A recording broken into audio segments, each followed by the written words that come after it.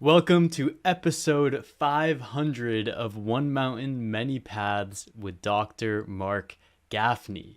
In today's episode, Dr. Marc Gafni will be covering two distinct topics. First, we will be diving into the false split that is destroying culture from the inside out, which is the false understanding that giving and receiving are two separate things. Then Dr. Marc Gafni will be diving into the main teaching of today, which is the philosophy and practice of Teshuva. Teshuva is the ancient mystical practice of going back in time to remend and heal things that have happened in our past. These concepts have influenced much of modern psychology and psychotherapy. However, in modern psychotherapy, we have lost touch with the actual ontology of Teshuva, meaning how does this process of going back into the past to fix things that have happened actually work? Is Teshuva real, or is it just some sort of fantasy? Discover the mind-blowing answer today with Dr. Marc Gafni in this episode of One Mountain, Many Paths.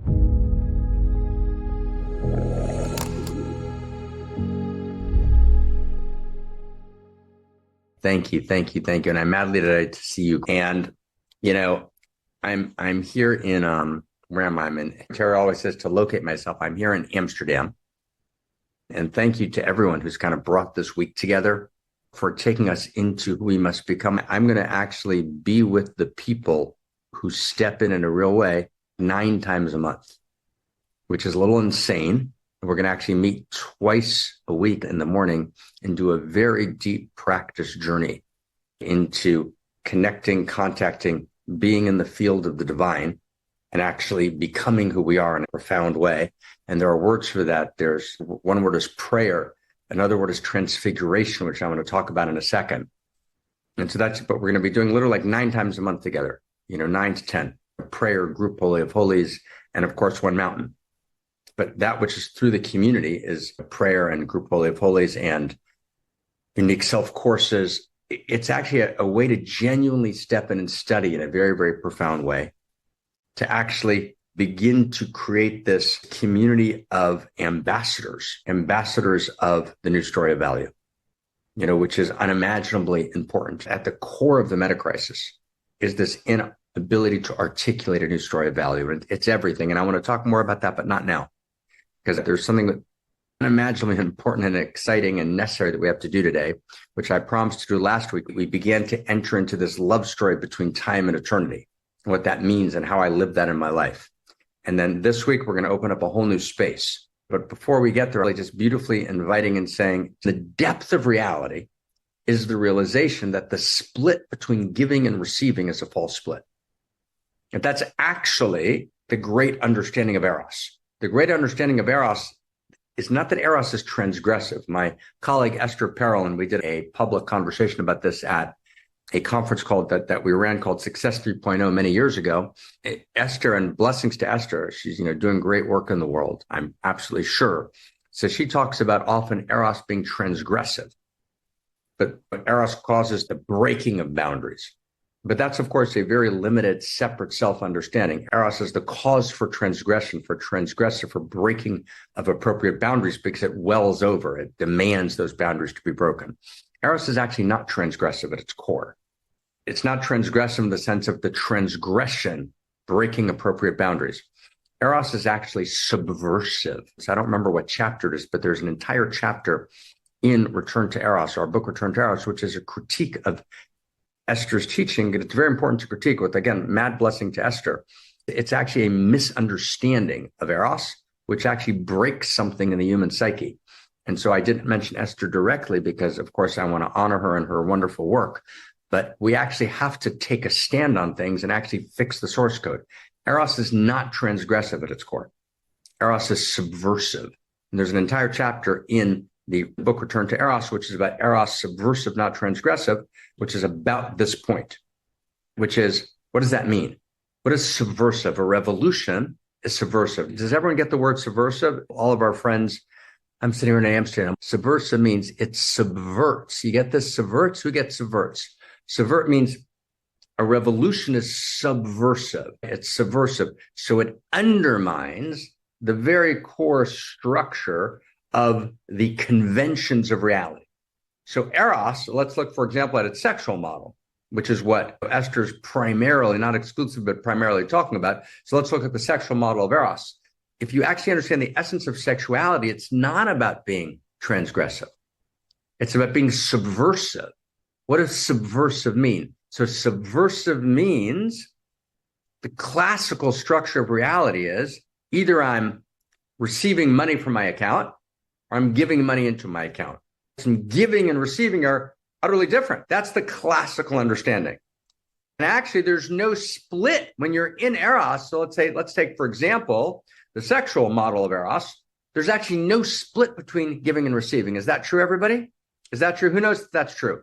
That actually, when you're giving pleasure and sexing, you're actually receiving pleasure. And when you're receiving, the biggest gift you can give is to receive the gift of pleasure. So when I receive, I'm giving you.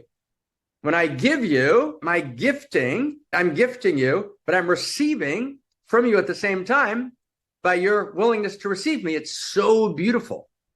It's so beautiful. The split between giving and receiving is actually fundamentally false. And that's what we're talking about. We're talking about this distinction between transformation. Transformation is the beautiful work we do when we transform. So transformation takes place in the realm of the, ready? In the realm of the separate self. Within the separate self, I do psychological work, I transform. By the way, everyone liked my jacket, but I can't think in it. So I'm going to take it off. So I apologize. Okay, I can think better without it. So giving and receiving are actually one in their very core. So transformation, let's go back to transformation. Transformation is in the separate self. You do psychological work. You become, more fluid. You become more open. You become kinder. These are all very important. You work with early attachment patterns. These are all unimaginably important. Transformation is necessary. Psychological transformation, moral transformation.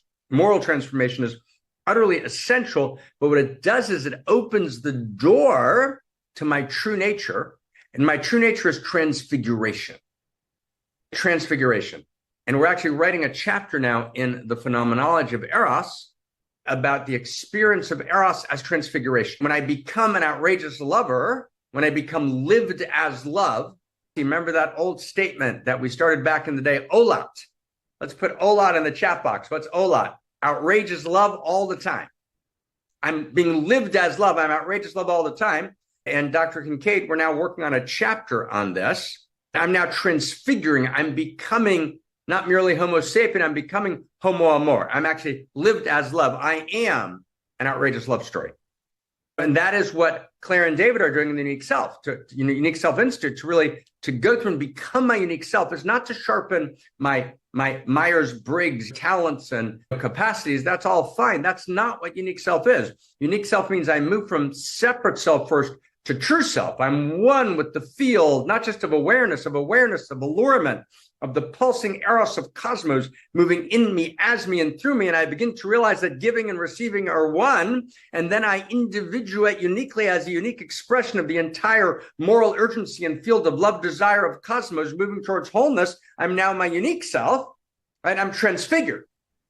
And unique self actually discloses as evolutionary unique self, the evolutionary impulse pulsed by evolutionary love, living in me, as me, and through me. I'm Homo Amor, I'm transfigured. That's transfiguration. So the response to the meta crisis is transfiguration. It's the new human, the new humanity.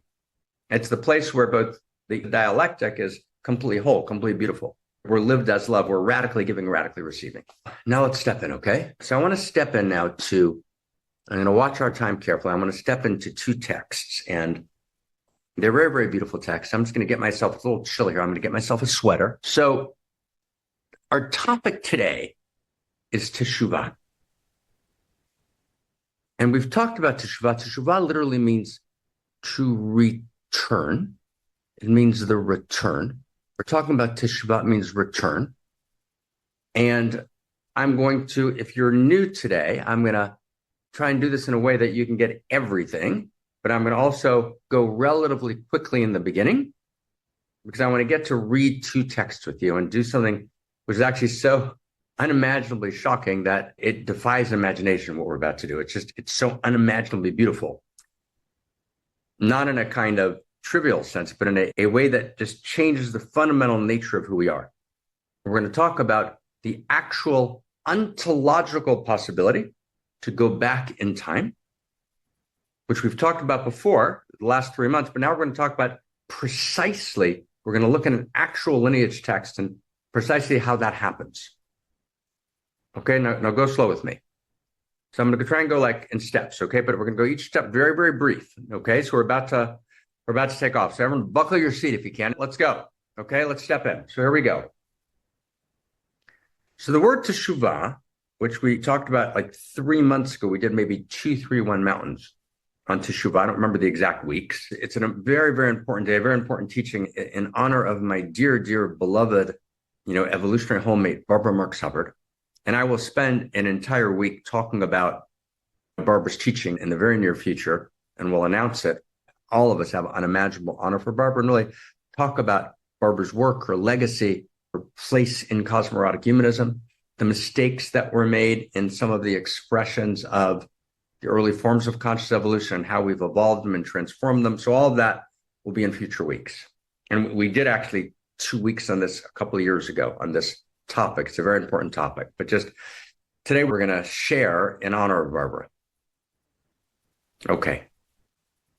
So Teshuva, number one, is classically understood as an action that takes place at the human level. With me, everyone? One, it's a human action. The human action takes place when there was a violation, an error. An error means, a mistake means not just a pragmatic mistake, but a mistake. It was a failure to act in alignment with the actual plot line of cosmos. It was an act that was an act of contraction or constriction. It was an act that was against life. It's called a chet in Hebrew, and chet, C-H-E-T, is a word from archery, which means to miss the mark. I've missed the mark. So that means that reality is not just is, but reality is normative. There's normativity to reality. Reality is normative. Reality is normative means there's something that ought to be done. There's something that ought to be done. Reality is not neutral. Reality is what we call in cosmorotic humanism a field of value. It's a field of value. And value, which we're about to publish a couple of books on. We've already published the first one, First Principles and First Values, and welcome everyone. But we're going to publish a new book called Value is Real, and another book on kind of the 8 fundamental understandings of value, what value means. But stay with me. Value minimally implies an ought, a should. There's something that ought be done, whether it's musical value, which demands a response. You're sitting next to someone and there's this stunning music and they're just like, whatever. Well, there's actually something wrong with that. They're not actually responding to the music. You go and see the 7 wonders of the world and you're like, oh, whatever. No, there's something off there. In other words, value demands response. Does that make sense? When I miss the mark, chet, poorly translated as sin, but it's not sin, it's actually missing the mark. There's a demand, an invitation in the moment, an invitation demand in the moment. I didn't respond to the invitation. I didn't respond to the demand. Does that make sense? So if a baby is left outside my door, I wake up Sunday morning, I'm in Manhattan. It's an easy reference point for me. And I'm going to get my big Sunday Times, right? It was something we used to do back in the day. And, there's a baby at my door. And I say, baby's all swaddled up and crying. I say, I hope someone takes care of the baby. And I pick up my Times and I go to do the crossword puzzle. I've missed the mark. There's a value there that needs to be responded to. And that baby needs to be picked up and held and embraced. And if I don't do so, I have missed the mark. There's a violation. Even if I can get away with it legally. Does everyone get that? Okay, beautiful. When there's a violation, so Teshuva means, right, in the classical literature based on the Talmud and Yoma, the Aramaic text of the 3rd to 5th century, it starts with the Mishnah in the 3rd century, the Aramaic texts that go into the 5th, 6th century. The response to this violation is to A, recognize my mistake, which is not so easy. A direct recognition, wow, I got that wrong. I messed up. I didn't respond when I needed to. So a direct, clear recognition, number one. Number two, an actual sense of loss or remorse or regret. God, I wish I had done that differently. And I'm so sorry that I didn't respond. To have a genuine, but a sociopath can't experience remorse. A narcissist can't experience remorse. And everyone's got a little sociopath and narcissist in them. We're very resistant to actually experiencing remorse. It's very hard just saying, wow, I got it wrong. And we justify it in 1,000 ways. But no, actually, I got it wrong. I feel bad. I'm so sorry. So remorse. And 3, a commitment to future action of a different nature. That when I engage this same dynamic at a future time, I'm going to do it differently. Those 3 steps are clearly explicated in the 5th century Aramaic texts, in 12th century texts by the great scholar, Dr. Maimonides. He codifies this in a set of 10 chapters called the Path of Teshuva, the Path of Return. So that's the classical, exoteric, public understanding of Teshuva, that Teshuva is an act of repair, which allows me to both be forgiven, to mend somehow the violation, to respond to transform in some sense this dimension of violation. Does that make sense to everyone? Good. But actually, in the interior science lineage of the Solomon lineage, there is an entirely deeper, subtle, hidden understanding of Teshuva. Okay, you with me? It's deep. And I'm going to now weave together like 20 texts and try and just unpack them for you and say it like this, okay? So the texts say, in the kind of Aramaic, Hebrew, hidden tradition of the Solomon lineage that forms the Renaissance, the texts record in their own hidden code, think Da Vinci codes, let's say of Dan Brown, is an attempt to popularize one chapter in the Solomon lineage, which is around Jesus and Mary Magdalene, which is actually a chapter, a certain kind of chapter in which roots itself in the Solomon lineage. So now we're actually in the lineage. We're not in a kind of novelistic adaptation. We're in the lineage itself. So in the lineage itself, this is where Dan Brown got it right, which is the actual deep teaching is hidden because it's so esoteric, it's so beautiful, it's so shocking that if you don't know how to hold it, it actually undoes your actual ground in reality. It unhinges you. It's so dramatic. It's like taking psychedelics that you can't hold and you get unhinged and you can't find your way back. So an actual deep, profound esoteric teaching is esoteric. Esoteric, right, is a word rooted in earlier Greek, Latin, etc. And esoteric means hidden, secret. It also means to destroy. It comes from the word sater. Sater, esoteric, the Hebrew word sater, esoteric, the Hebrew word sater, which means hidden, holy privacy, secret, and the best sense of the word, secret, sacred, also means to destroy. Meaning if you don't have a consciousness to hold it, then it gets distorted in your body, heart, mind, and it actually unhinges you from reality. So one has to be very, very careful, which I want to be right now before sharing what we're about to share. That makes sense, everybody? Let me just check in the chat box. Does everyone get just the reverence that we need to approach this with? Like complete reverence, like complete tenderness and reverence and honor and gravitas and delight and joy, right? And oh my God, and lions and tigers and bears, oh my. Like, okay. And we're going to unpack this it's very deep. It's very deep what we're about to say because it is deep, not because we're deep, but we're privileged to hold this depth of this deep understanding. I hope you are enjoying this deep dive on Teshuva with Dr. Marc Gafni. Because today is episode 500 of One Mountain, Many Paths, we are launching something incredible. We have for the last year been working on building an online school curriculum to be able to study and integrate cosmo-erotic humanism into your daily life. For those of you who don't know, every teaching that Dr. Marc Gafni is giving in One Mountain, Many Paths is part of a larger philosophical framework, a world philosophical movement called cosmo-erotic humanism. And so many people over the years have been reaching out to us and saying, These ideas are mind-blowing. They're changing the way that I'm thinking about reality, but at the same time, I feel like I need something to help me structure these thoughts in my mind and embody this philosophy in my daily lived experience.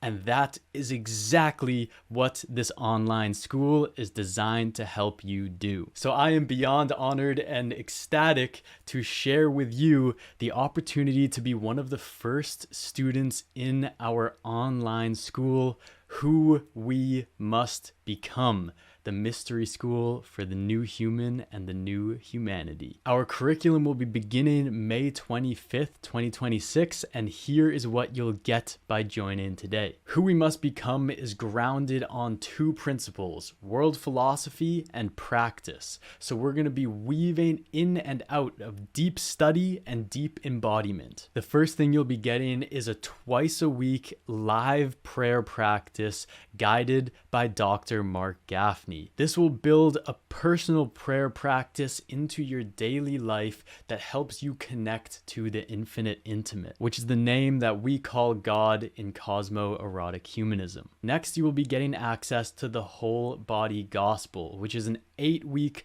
online program with Dr. Christina Kincaid, who is Dr. Marc Gafni's partner. She is a bodywork master, has traveled the world working with shamans and healers all over the globe, and she will be helping you embody all of these teachings through a once-a-week practice. This will help you de-armor your heart and get rid of those contractions that keep you small in your life and have you showing up as the most powerful and potent version of yourself every single day. Then we will have a daily reading schedule where we'll be reading the sacred texts in cosmo-erotic humanism, beginning with First Principles and First Values. This book lays out all of the foundational knowledge to help you start understanding the entire philosophical framework of cosmo-erotic humanism.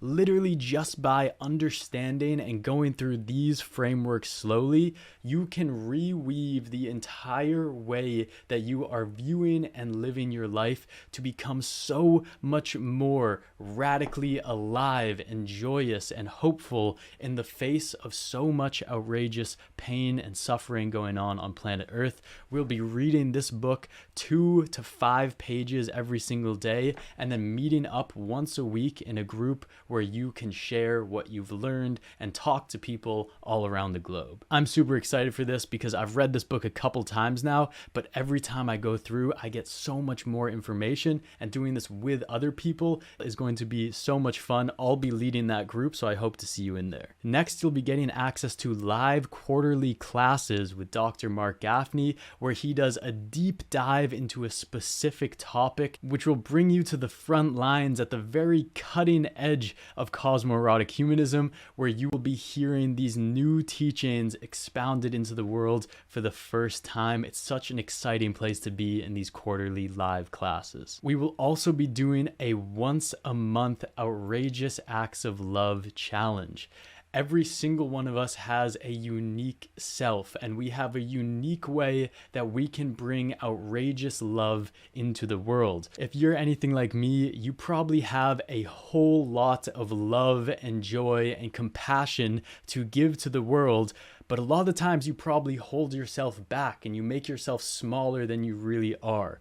This monthly outrageous love challenge is about taking the time to step back and reflect on the month that's coming ahead and come up with the ideas of what are the things that I can do that will just make sparks in the days and the lives of the people around me, which of course in turn makes sparks in your own life. So we'll be getting together once a month to really dial in the person that we want to become this next month, reflect on the last month, and then create the best plan to move forward. Because who couldn't benefit from just taking some time to really reflect on how we can be more loving, and then also setting a challenge with other people to go out and be held responsible and accountable for the love that you can truly give. So we're going to be working with each other to bring ourselves to our most loving version out in the world. And finally, the last thing you'll get is the Mystery School Vault. So Dr. Marc Gafni, for every year over the last 15 years, has been doing a live 5-day event called the Cross-In Mystery School. And each of those mystery schools have been recorded and filmed and edited into an online course. When you join Who We Must Become Today, you will get instant access to all of those courses from over the last 15 years. So you will literally be getting hundreds of hours of teaching with Dr. Marc Gafni that you can study at any time, and you can go back and watch them as much as you want. So that is the Mystery School Vault. You will get access to all of these things, from prayer practice twice a week, to the whole body gospel, to the sacred text study circle, to the outrageous acts of love monthly challenge, to the quarterly live classes, all the way to the Mystery School Vault. All of those things you will be getting to join for $100 a month.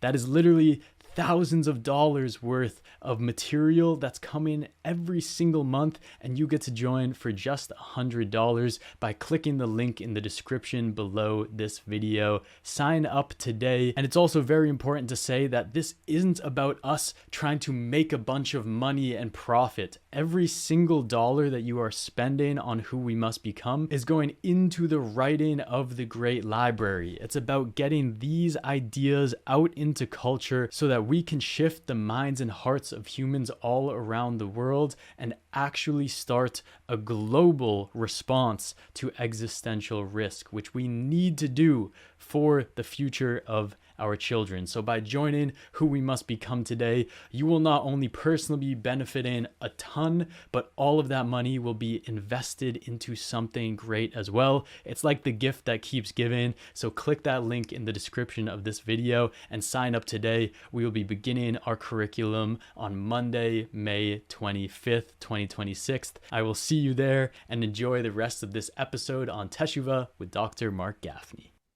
So here it is. The text reads, Teshuva kadma lebriata olam. Teshuva exists before the world existed. So before the Big Bang, before the great flaring forth, there was Teshuva. So what could that possibly mean? If we just explain Teshuva as the expression of the human restitution or rectification of a violation, and there's no human beings before there's a world, what could it possibly mean that there's Teshuva before there's a world? Does everyone get the problem? That's a big problem. Or what does that even mean? What are we even talking about? That makes no sense. It's very deep. It's like the holy. It's like the holiest of holies. Brothers, sisters, like we open our hearts. What does this actually mean?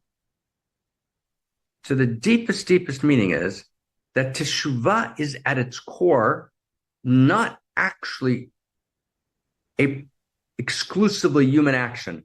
There's a human expression of the movement of reality of Teshuva, which I'm going to call return.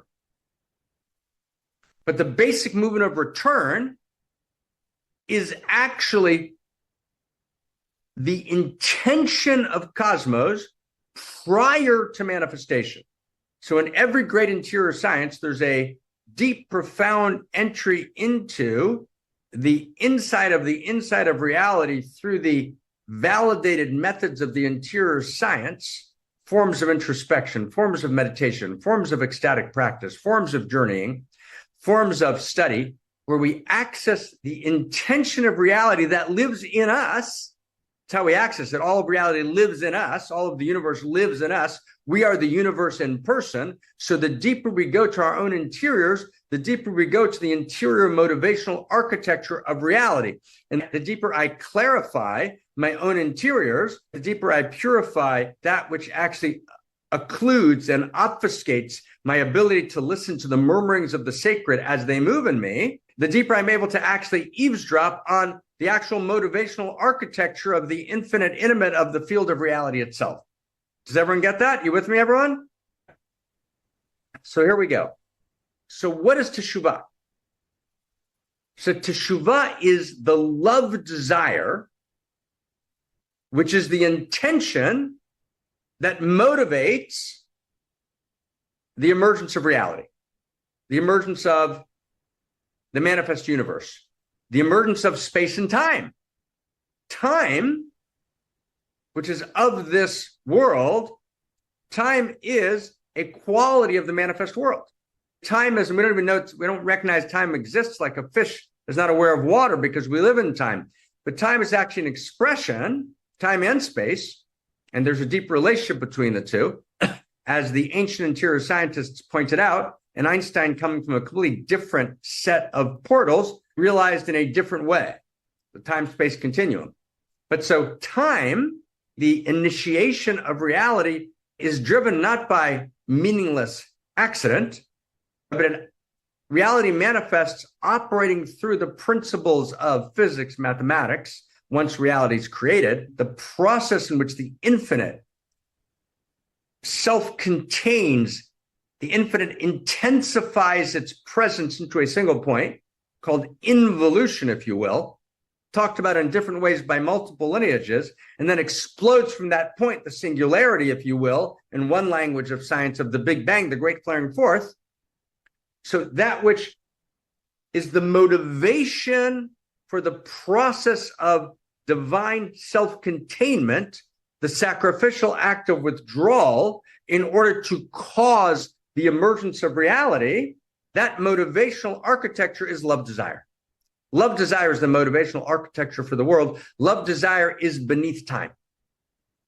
Now, when reality is manifest, all of a sudden you have this point in which the singularity, which all of the universe lives in, this pinprick, as it were, meaning this utter contraction of all of infinity and all of the laws of physics and all of the infinite gnosis and all of the laws of mathematics and all of future potentiated reality is potentiated from that seed, from that spark, from that singularity, from that pinprick.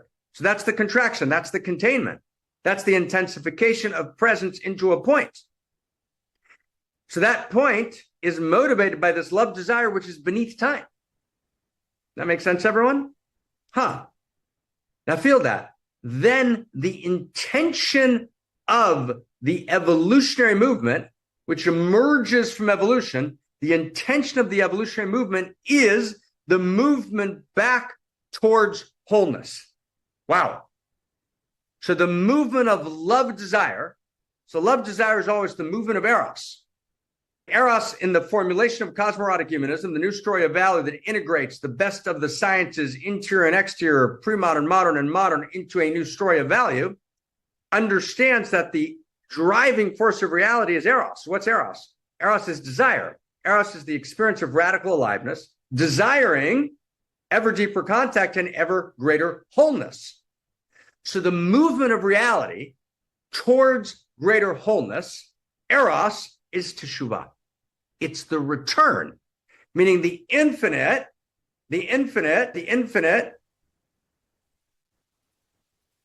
disclosed in the discretion of a single point. That single point then begins the journey of return to wholeness. Does that make sense? And then the return to wholeness is to return to the prior wholeness. Does everyone get that? The prior wholeness that lived, that existed before the Big Bang. So Teshuva is the movement of love desire towards prior wholeness. So far, so good. It's deep. You with us? Is that too much, everyone? You with us? Okay, so it's deep. Let's go. Let's go into the deepest of the deep, the holy of holies, right? Hearts open. So Teshuva is the love desire of cosmos. Teshuva is not something that lives exclusively at the human level. Teshuva is the quivering, pulsing love desire, which is the current of Eros value in cosmos that returns to prior wholeness. But it not only returns to prior wholeness, when it actually returns to prior wholeness, when it arrives at this prior wholeness, it actually is more whole than it was in the beginning. It's actually not just a return to what was. It's actually not just a circling back to what was. It's a place. Teshuva is both a movement forward and a circling back. It's a line and a circle that actually merge in the equation of cosmorotic humanism. Line plus circle equals spiral. Teshuva is a spiral of love desire towards the prior wholeness that circles back to the prior wholeness, but actually moves forward linear and actually attains a level of wholeness, of realization, of depth, of love, eros, value that was never there before. Entirely new, which is, of course, utterly paradoxical and utterly impossible. Meaning, if the prior wholeness is the divine, how could there be more God? But the paradox of reality is that the entire motivational architecture of love, love, desire, which manifests cosmos, is divinity disclosing itself in the productions of time. Divinity disclosing itself as you and me. Divinity disclosing itself as the entire world of matter and the entire animal world, the entire world of life. But when that disclosure takes place and reality evolves, we get to the human level, and the human being actually becomes more whole. The human being engages in a process of returning, of holification, of clarification of desire, of disclosing that I'm not merely Homo sapien, I'm not really a wise separate self, that the qualities of sapience are not just wisdom, not just the wisdom of a separate self, but actually we have to introduce new vocabularies, new subversive vocabularies of eros value that actually understand that actually when I transfigure, I actually become divinity itself. And by me becoming divinity itself, when I actually purify and clarify, I'm actually pouring blessing into the divine field. And the divine field is actually loving me so much that it's willing to receive my blessing. And to receive my blessing is the ultimate gift, because giving and receiving are one. That's how we started. So I'm actually blessing the divine field, and divinity becomes more through me, through my transfiguration, through my becoming Homo Amor. Hello, right? Hello. Through my eros, my return, divinity becomes more. Now stay close. It gets like insanely beautiful. And so when we get back to the prior wholeness is more than it was. Does that make sense, right? When I say make sense, you got to feel it centrally in your body. By the way, T.S. Eliot in the Four Quartets is actually talking about this. And he's actually working with Teshuva. He's heard about Teshuva. He's trying to work it out in the Four Quartets. And people don't realize the Four Quartets is actually a meditation on time and eternity. So I'll read you maybe its most famous passage. He writes kind of at the end, he says, "We shall not cease from exploration." We're exploring. I'm exploring. I want to feel every realm of radical aliveness. I'm radically curious. I am a soul that comes from the upper worlds of chaos, and I'm informed by reality, and I'm exploring. We shall not cease from exploration. And the end of all our exploring will be to arrive where we started and to know the place for the first time. And the end of all our exploring will be to arrive at the place where we started. The end of all our exploring will be to arrive at the place where we started and to know the place for the first time. When we arrive at the prior wholeness, we know it actually for the first time, and the prior wholeness becomes more whole. So the movement of Teshuva is the movement of love desire, which is the motivational structure which causes reality to come into being. Reality comes to being because infinity, love, desires finitude. And we're going to talk more next week about the relationship between desire and time and eternity. But for now, so reality, love, desires finitude. Reality discloses in the singularity of a point, this divine self-containment, intensification and a point. Then the evolutionary process begins, which is the evolution of love, which is the return to love. It's the return to eros. It's a return to eros. That's the name of the book we wrote by that name, A Return to Eros. I'm returning to wholeness. So Teshuva is a return to wholeness. Now, here's the story. So an atom is engaged in Teshuva. Atoms are engaged in Teshuva because atoms and molecules and macromolecules return to wholeness. And at every level of reality, there's a return to wholeness. There's a movement towards wholeness. Now, this is deep. But how that return to wholeness takes place changes at every level of reality. So just like there's a way that Teshuva happens in the world of atoms as atoms become molecules, become macromolecules, as the process of the evolution of Eros, which is the evolution of complexity and interconnectivity, which is the evolution of intimacy, which is the evolution of wholeness itself. As that takes place, we're moving back towards prior wholeness in the world of matter, and then matter explodes into the world of life, and the world of life then explodes into the depth of the self-reflective human mind. We call those the three big bangs, but then it doesn't end then. Right? Now we're in the human world. So in the human world, just like there's an evolution of desire will, and will means desire, and free will means free desire. Meaning in the human world, desire is not just a inherent structure of cosmos moving towards fully alive, towards its own self-fulfillment in the original wholeness plus ever deeper wholeness. No. The human being begins to actually have a conscious sense of being able to actively deploy desire for the sake of value, but to be able to actively make a choice, a will, a desire, a willed desire, a free desire to deploy my desire for the sake of wholeness, for the sake of value. I also have to have the right to choose anti-value, to choose pseudo-value. So the human being actually can make choices. And that experience of choice means that there can be hate, there can be missing the mark, there can be sin. And we don't like the word sin. It's like, oh, we can't use that word. That's the old Christian word. No, but the Christianity and Judaism and Islam, many of the religions, they did beautiful, they made gorgeous contributions, but they also pathologized sin. They made sin they located it in very particular areas of the body and made it this kind of repulsive violation. But sin is actually part of the structure of cosmos, meaning missing the mark is not a mistake. Does everyone get that? Missing the mark is not a mistake. Missing the mark is not a mistake at all. Missing the mark is obviously part of the structure of cosmos. And actually, if you read the erotic mystics, if you read the interior sciences, what's called the fall in the Garden of Eden wasn't a sin. Actually, the fall is the beginning of the story because we all fall. There's none of us who doesn't fall. There's no one who doesn't miss the mark. Missing the mark is clearly not a flaw in reality. It's not a bug in the system. It's a feature. The intention of reality is for the human being to experience in different moments failure. Failure is a structure of reality. It's not a mistake.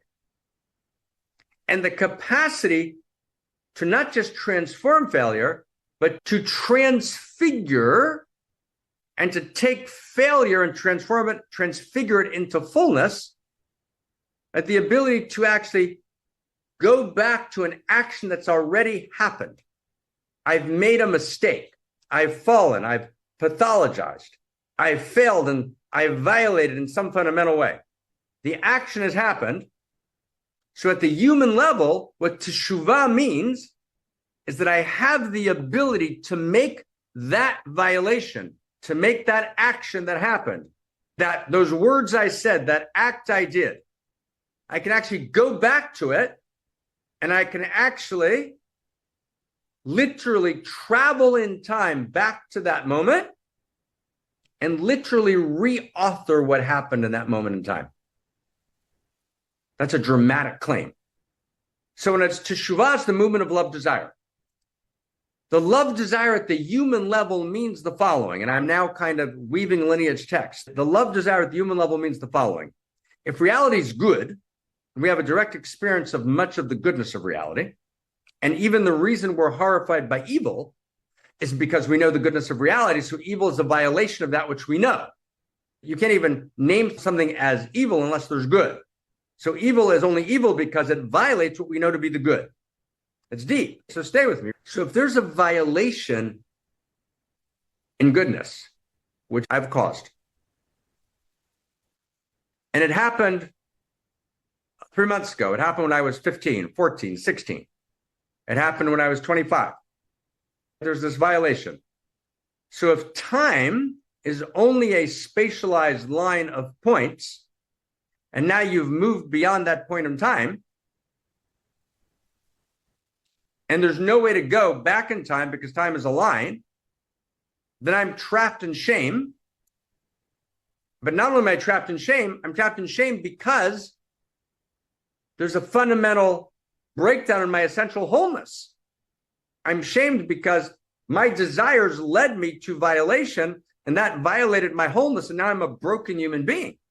And I can do psychological kind of, remorse and regret and recognizing the violation, and I promise I'll never do it again to the best of my ability, but I still did it. I still did it for 10 years. I still did that action, whatever it was, or that set of actions, or participated in that dynamic. So that's still there. So if time is a spatialized line, there's no place to go. But time is also a circle. It's the circle of return. So Teshuva is the circular movement of time at play in the human level, at the human level, where the human being has the capacity to return, to turn the circle, and to actually go back to that particular moment in time, and to literally reauthor that moment in time. Okay? Now stay with me. How does it happen? How does it happen? So it's crazy beautiful. Okay? So I'm going to read with you now a text. I want to say a couple more words. I want to read with you an original text. I mentioned very briefly at the Mystery School for like 3-4 minutes. We talked about it and we alluded to it last week. We've never studied it together, and it's deeper than deep. It's simply worth being alive to do this text together. Okay? So it's like, okay, it's worth it. And I know this is not simple. I know this is not an easy listening one mountain. It's a deep dive. So who's just give me some encouragement here, my friend. Who's with us? Is we with us? Okay, so we're going to go like all the way now. We're going to go all the way home. You can't change the source code on kind of populism. Yeah, reality is beautiful, popular. We want to talk to everyone. But first, we got to do the deep work and formulate it ourselves, okay? So let's say something happened in the past, which is a violation. So what do I do? How do I get back? How do I find the circle that will take me back to that moment in time? So there's this very deep understanding that what I do is I enter the eternal now. And as I step into the moment, the depth of the moment that is the eternal now, and I am filled with the desire, the love desire for wholeness. I step into the eternal now. What's the eternal now? The eternal now, that is where the now is real. The eternal now is this presence of Wittgenstein, who was a logical positivist, said, you can't deny the eternal now. The eternal now is not everlasting time. The eternal now is eternity. But eternity, or the eternal now, is not everlasting time. That's what everyone thinks it is. But it's not. Everlasting time is a lot of time. Then there's no difference between time and eternity. Everlasting time is a lot of time. So eternity is just a lot of time. That's no. No, eternity and time are of a different quality. They interpenetrate with each other. They inter-include with each other, but they're of a quality. So stay close. So the eternal now is the quality of eternity that's available directly right now.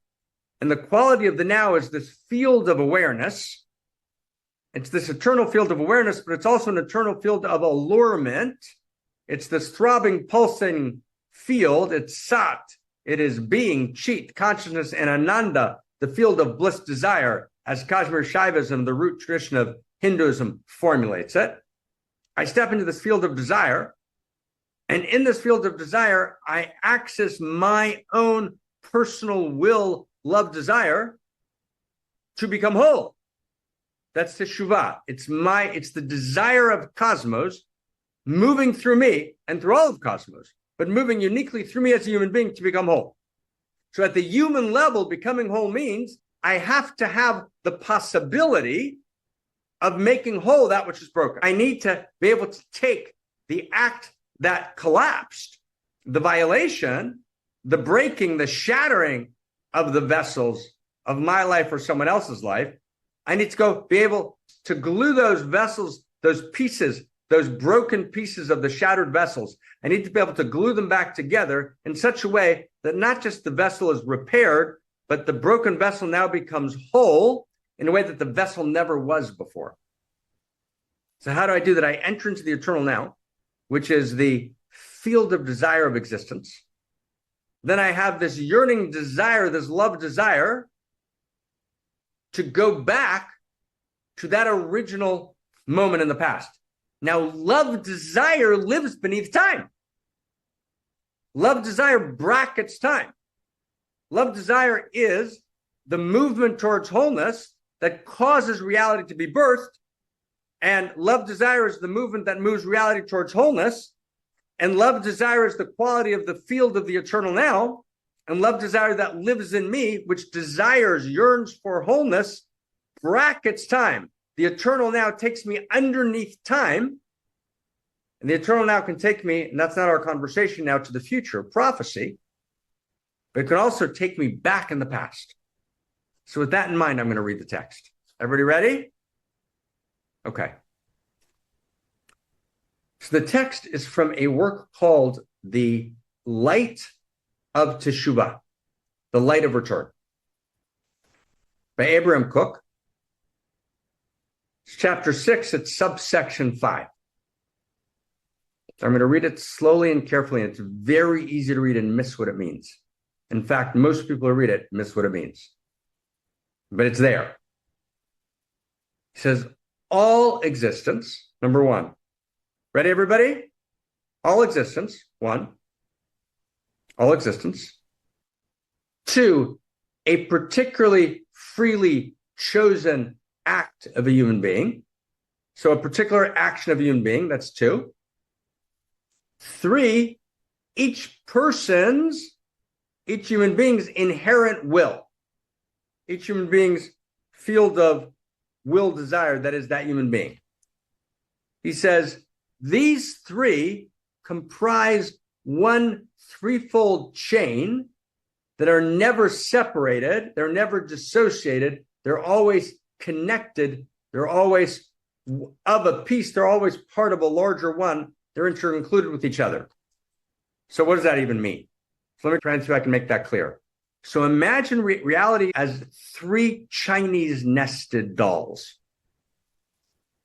So the first nested doll is the field of desire, which is reality itself. Reality is desire.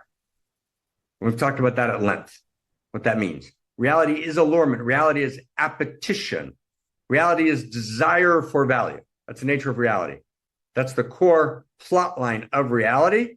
Desire animates all the plot lines of reality. That's what reality is. The story of reality is a love story, and the love story is a desire. It's a love desire for wholeness. Okay? So let's find this. It's so deep. So there's three Chinese nested dolls. The first doll is the field of love desire itself. That's one. Good. The second nested doll is that field of love desire that lives in me. The second nested doll is that field of love desire as it lives in me. That's the second nested doll. So the second nested doll, the field of love desire, with me, that lives in me is nested in the first nested doll, the field of love desire that's reality. Does everyone get that? Then the third Chinese nested doll in that image is the unique love desire that inheres, that suffuses a particular action that I did. You get that? So nested doll level one is the field of love desire that is reality. All of reality, all of existence. So Cook writes all existence. That's the first field. The second nested doll, the second field within a field, is the love desire that lives in me. My personal will, my personal desire. The third nested doll is the love desire that lives in a particular action. Does that make sense? Everyone got that? That's deep. That's like, you got to be inside of the inside. You can't use your mind, although you need a little mind, but you got to feel it in your body. There's a field of love desire. That field of love desire then nested doll 2 individuates in me. I'm now a unique individuation. I'm an entire field of love desire, which is a unique individuation of that original field of love desire, right? Is that right? And then the third field of love desire is love desire that's poured from the original field through me into a particular action. And those three Chinese nested dolls of love desire are not separate from each other. which means you can trace one back to the other. So listen. He says, a person's desire inputs into her actions, meaning the love desire in the nested doll, that's my field of love desire, I then pour into the third nested doll, which is the actual action itself. So now I did an action. I got angry. I engaged in a kind of acting out I didn't want to do, or my love desire was I didn't do something that needed to be done. I didn't respond to the baby that was put in front of my door. Whatever it is, I acted out, either by not acting, not responding, or by responding inappropriately in a way that hurt, that was a violation. So in that action that I did that was a violation, I placed my personal desire, a slice, a piece of that desire, I placed into that action. But it's not separate. The desire in that action never separates from my field of love desire, which is the field of love desire, which is existence, all of existence, the eternal now, which is all of existence, the entire field of existence. All three of those are connected. So look what happens. So when I've done something, I've done an action, my desire still lives in that action. So that action, even though it's in the past, the desire is still there. And that desire is still alive. It's not separate from my desire right now, which itself, my desire is not separate from the field of love desire. So that means that action is not dead and in the past. And it doesn't just have, in a Bergsonian sense, duration into the present. It's actually a living desire in the present that lives in that action, still there. The kind of desire that I impressed into that action 20 years ago still lives in that action. 5 years ago, 2 days ago, it still lives in that action. When I screamed and I kind of went into a rage that I shouldn't have and caused whatever it caused, that corrupted, corrupt's not the right word, that unwhole, that tragic, that fragile, that collapsed will of mine that actually had me melt down and explode into an inappropriate rage, which was not commensurate with the situation, that caused great hurt, whatever that was, that lives, that's alive. Whatever that betrayal might have been, whatever I did, it's alive. My desire lives in that action, which means it's not in the past. That action of the past is actually literally alive in the present. So in the now doesn't, as we said last week, the now doesn't exclude future and past, as Eckhart Tolle inappropriately argues, based on some of the great traditions that made that same mistake. That's not correct. The eternal now does not exclude the past and the future. The eternal now embraces the past and the future. The eternal now actually contains the past and the future. In the eternal now, which is beneath time, is both the future and the past. So now we're talking about the past. So now that I've entered the eternal now, I get on the merry-go-round, and I circle back, I ride. But how do I ride? What is the fuel that makes the merry-go-round go round and allow me to circle back to that original action? What fuels the merry-go-round? What kind of gas pumps it? What animates it? What propels it? Desire. Yes, Eli. Yes, desire. Exactly. Yes. It's actually, I'm following the filament of desire. In other words, I actually, because those three fields of desire are not separate from each other. Did you get that? That's how we started. What Cook writes is, right, the three Chinese nested dolls, the original field of desire, nested into that, my personal field of desire, an individuation of a unique individuation, that's unique self, a unique individuation of that general field. And then that desire, field of desire that lives in my individuated field is then poured into that individual action.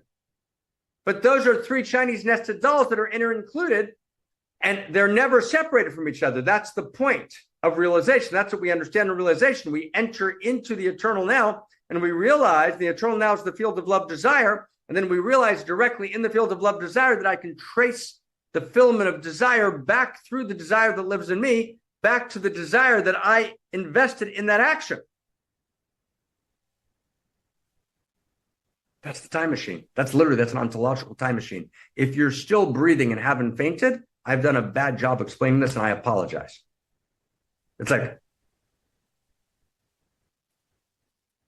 I have the power to go backwards in time. I can actually go back to that moment. Now, what happens? Now I'm going to read the text. So now I'm standing before that action that's inherent, invested, suffused with that particular desire that I invested in it 20 years ago, 10 years ago, 2 days ago.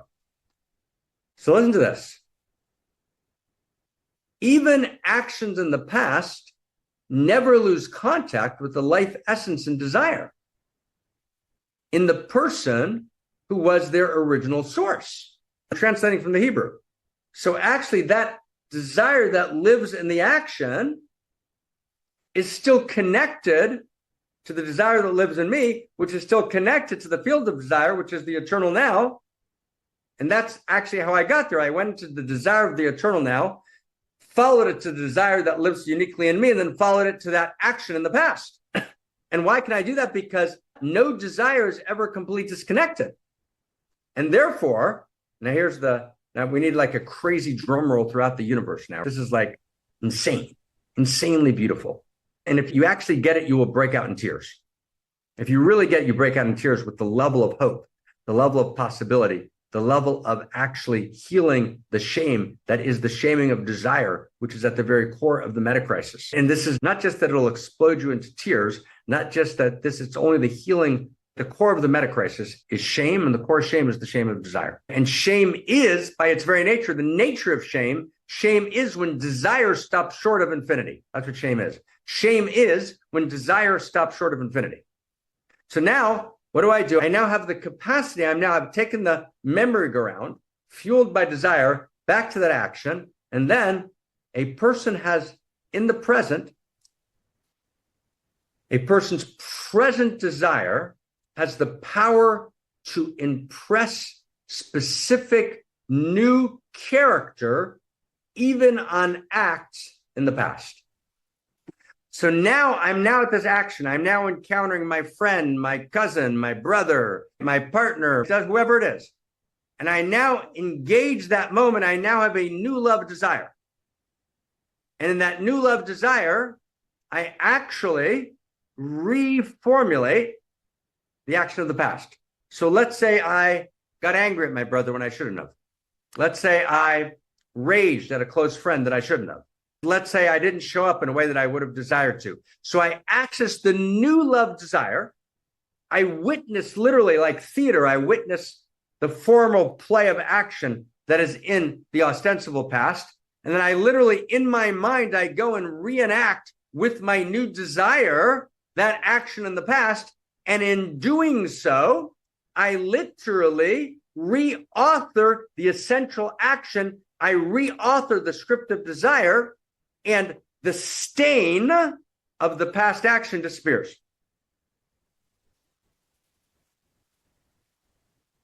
Now, sometimes there was no stain and we were mistaken about there being a stain. So that's a different story. That's not what I'm talking about now. I'm saying if there was a stain and I raged at someone I shouldn't have raged at, there's a stain because I hurt someone in a kind of fundamental way. But by going back and impressing my new desire on the old action, I override the old code of desire and I reanimate the action as an entirely new act. I've actually reauthored the story. Now, that doesn't mean, let me be clear, of course, that doesn't mean, and if I hurt someone back then with that original action, I don't need to apologize. I don't need to make restitution. I don't need to make amends. I do. Once the action had effect in the world, then we need to deal with the effect or the karma or the causation caused by that action. For sure. Of course you do. But at the same time, the stain, the metaphysical debt caused by that violation, by that sin, if you will. You know, I said before, we don't like the word sin, but sin means missing the mark. Matthew Arnold, I believe, quotes Thomas Carlyle in his chapter in his book, Culture and Anarchy. And the chapter, I think, is called On Hebraicism and Hellenism. And he says, Socrates was terribly at ease in Zion. Socrates was terribly at ease in Zion, meaning the Greek notion of a neutral cosmos, where there's no field of value with a moral ought. You're terribly at ease in Zion, meaning you don't actually feel the pain of violation, you don't feel the actual love desire to restore wholeness. Teshuva is the love desire to restore wholeness. And when wholeness is restored, the intention of cosmos is fulfilled. Because the violation is not a mistake only. It's not that's what we said earlier. It's not a bug in cosmos. It's not a bad version. We need just a 2.0. It's actually part of the original version. The fall begins the journey. That's why the fall from Garden of Eden is not actually the fall. It's the beginning of the journey towards the holification, towards the whole. This, writes Cook, he says, this is the secret of Teshuva. This is Teshuva. Teshuva at the human level, Teshuva, says Cook, that which was created before the world actually expanded the human capacity of creativity and allowed the human being to actually imprint their creative, artistic reauthoring also on the past. Now, until the love, desire act of Teshuva, which is the movement towards wholeness, but it's the movement towards wholeness at the human level, meaning at the human level where there's a violation, so there's a falling away from wholeness. Once I realize that's the intention of cosmos, so cosmos then needs to necessarily provide the path towards wholeness, which is itself the intention of cosmos, which is Teshuva. So Teshuva, when it discloses itself at a human level, is the love desire, which we access in the field of the eternal now, which takes me beneath time, which allows me to access the merry-go-round, which is the circle in time, which is fueled by my love desire for wholeness, which is the movement of Teshuva, movement towards wholeness, which at the human level means going back to that moment in time and actually impressing a new quality of desire and reauthoring the prior script of desire.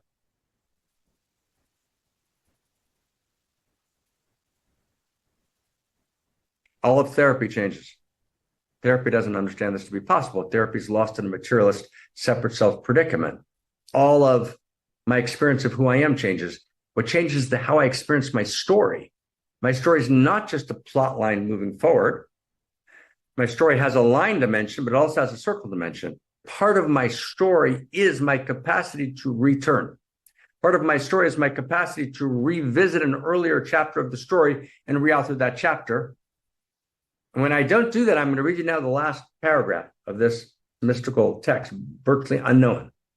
Unimaginably, you could not have something we just created the potential for hope. What do you do when there's such trauma in the world, such trauma of violation, such trauma of ripped apart hearts and ripped apart bodies and ripped apart souls and shame and this kind of drenching in shame, yet this fundamental shaming of our earlier desires, which came out in distorted form, which hurt ourselves and damaged others and damaged reality.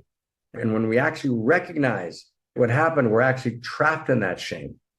And we can't bear to be trapped in that shame, so we project the shame on another. We make the other evil, or we close down to our own sense of feeling. We become zombies, successful zombies, acting out till the day of our death.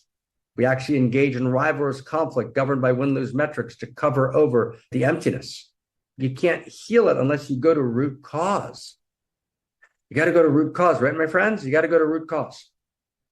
And the root cause is the shaming of desire, and shame is when desire stops short of infinity. So actually, I have the capacity, in other words, if Cosmos created a structure in which this violation is part of a feature of Cosmos, and Cosmos is a movement towards wholeness, then, and Cook says this in a different text, then Cosmos also has to create the possibility of Teshuva, of moving towards wholeness. If that possibility doesn't exist, then you can't live in reality. So Cook writes, he says, Teshuva is inherent to man's design. I'm now moving to a different passage. He says, and I'm translating from the Hebrew, he says, Teshuva, the love desire that allows us to get beneath time and to fix, to repair, to make whole a prior broken action. He says, Teshuva is natural to man's design and it makes her whole. Because man, woman, the human being is likely to violate, to stumble, to fall, to be flawed when it comes to ethos. But if this would essentially damage their perfection forever, then it would violate the wholeness of cosmos. So therefore, the yearning desire for wholeness, which is the nature of Teshuva, actually directs a person towards returning, towards restoring the original wholeness and adding to it. That's Cook. It's another passage, same book, but chapter 5, passage 8. I'm going to read just the last piece. So Cook now ends this original text and he says, and if Teshuva is not engaged, if we remain in this planet drenched in shame, if we actually don't heal the desire in the past action, and how do we heal it? We actually go back to that moment in time through the merry-go-round, fueled by desire, and I literally impress a new desire. I impress a new desire in that past action. And then the stain is removed and the shame is removed. The action is undone. It actually, I want to be very clear, this is not a psychological point that Cook is making, although it has psychological implications. It's an ontological point. When Luzzatto discusses this in the 16th to the 17th century, Luzzatto says, mamash, this is ontological. It's literal. It's in Luzzatto's book. It's called The Path of the Just, Mesilat Yesharim, chapter 4. He says, this process of Teshuvah is ontological. You return and you literally reauthor so that the past action, which was the violation, which was the degraded desire or the unclarified desire, now ontologically, for realsies, no longer exists in the flow of time. It's not there anymore. Yes, you have to deal with the effects for sure, but you've undone the stain. You've undone the shame. It's not there anymore. Again, I want to be clear. Sometimes people have an experience of a stain that was never there. So that you fix by realizing it was never there. That's not what I'm talking about. I'm talking about when there was a stain. So, wow. But if you don't do this, what happens? There's the last paragraph. But without teshuvah, then the earlier violation in the past keeps showing up in different forms, spinning off, right? Cascading ugliness and evil, loss and destruction, until a radical interior creativity moves us to impress a new character of will desire on the original act. And then the original act is reconfigured, reauthored into goodness. You've now reauthored, you've reinvested the act with a new desire, you've recreated the past. And then the act itself, and with this we end, is now an act of goodness. And it begins to generate waves of goodness and delight, joy in the divine, and joy in the depth and the beauty of the light. Wow. Wow. Wow, right? So Teshuvah is the love desire of cosmos moving towards wholeness. And because cosmos intends to move towards wholeness, so at the human level, the existence of the possibility of violation can never be understood as an accident, as a bug. It's clearly a feature of the system. No one escapes mistake, fall, some level of pathology, some level of acting out. If line is all of time, if time is but a spatialized line, I can't go back. Time has to be a circle because I absolutely need it. It's an utter necessity of cosmos that I can go back. I can take the merry-go-round fueled by desire back and imprint a new quality, reauthor the original script of desire so that the action now becomes filled with the desire for goodness, filled with joy. And that new action cascades, reconfigures, transfigures. I'm transfigured by this capacity. And reality itself is transfigured into original wholeness and more than ever would have been possible without the fall. Okay. Wow. Thank you, right? We did it. We'll go to the next step next week. Thank you for everybody who hung in. Thank you so much. I know that was not easy, but we needed to do it. Did everyone understand why we needed to do it? Oh my God. Right? Oh my God.